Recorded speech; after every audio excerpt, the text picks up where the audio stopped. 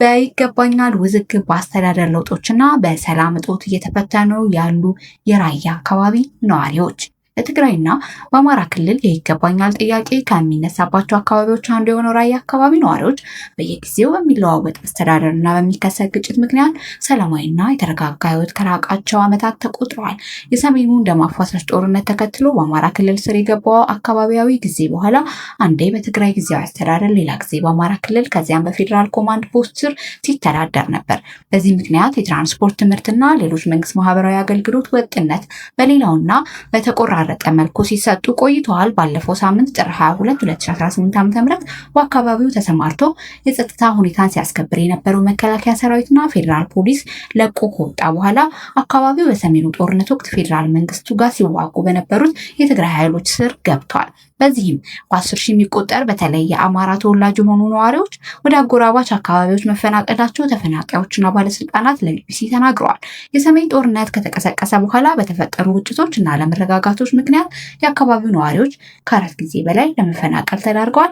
ሚያዝያ ወር 2016 ዓ.ም የትግራይ ታጣቂዎች ወደ ራያ አላማጣ አካባቢ ከገቡ በኋላ ከአካባቢው ሚሊሻዎች ጋር በተደረገ የተኩስ ልውውጥ የአካባቢው ባለስልጣናትን ጨምሮ በሺዎች የሚቆጠሩ ሰዎች ተፈናቅለው ነበር። በወቅቱ የተባበሩት መንግስታት ድርጅት ሰብአዊ እርዳታ ማስተባበሪያ ጽሕፈት ቤት ተፈናቅለው በቆቦ የተጠለሉ ሰዎችን 42,000 ገደማ እንደሚደርሱ በሪፖርቱ ገልጿል። ከዚያም የአካባቢው ጸጥታ በሚያስከብረው መከላከያ ሰራዊት ጋር በመነጋገር ተፈናቃዮች ወደ ቀያቸው ተመልሰዋል።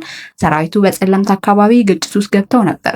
ትግራይና አማራ ክልል በሚወዛገቡበት ጸለምት በሚገኝ ማይዳ፣ ጉሻ፣ ማንጫትና ሌሎች ስፍራዎች በከባድ መሳሪያ የታጀበ ውጊያ መታየቱን ሪፖርቶች አመላክተዋል። አሁንም ሌላ ዙር ግጭት ሊከሰት ይችላል የሚል ስጋት በነዋሪዎች ዘንድ ነቅሷል። የኢትዮጵያ አሜሪካ ኤምባሲ አምባሳደር አርቪን ማሲንጋ ሐሙስ ጥር 28 2018 ዓ.ም በኤምባሲው ማህበራዊ ሚዲያ ገጽ ላይ ባጋሩት ጽሑፍ ባለፈው ሳምንት በሰሜን ኢትዮጵያ ያጋጠመው ክስተቶችን በመጥቀስ ሰላምና መረጋጋት ለማምጣት ቁርጠኝነት እንደሚያስፈልግ አስታውሰዋል። ማሲንጋ ዘላቂ ሰላም ከባድ ስራ፣ ምክንያታዊነትና ስክነትን የሚጠይቅ ቢሆንም የተሻለው መንገድ ይህ ነው ብለዋል።